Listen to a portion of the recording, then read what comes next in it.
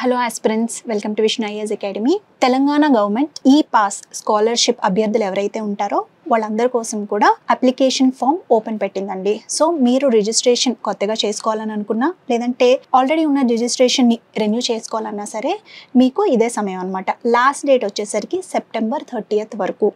So దీని ద్వారా తెలంగాణ ప్రభుత్వం పోస్ట్ మెట్రికులేషన్ చదువుతున్న ప్రతి స్టూడెంట్కి కూడా స్కాలర్షిప్ని అందజేస్తుంది అనమాట.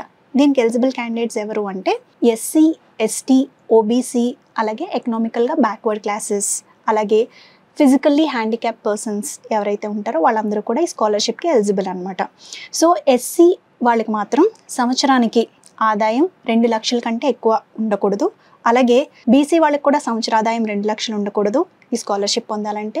అలాగే ఫిజికలీ హ్యాండిక్యాప్డ్ పర్సన్స్కి 1 లక్ష కంటే కూడా ఎక్కువగా ఉండకూడదు అనమాట సంవత్సరాది ఆదాయం. వాళ్ళందరూ కూడా అప్లై చేసుకోవచ్చు.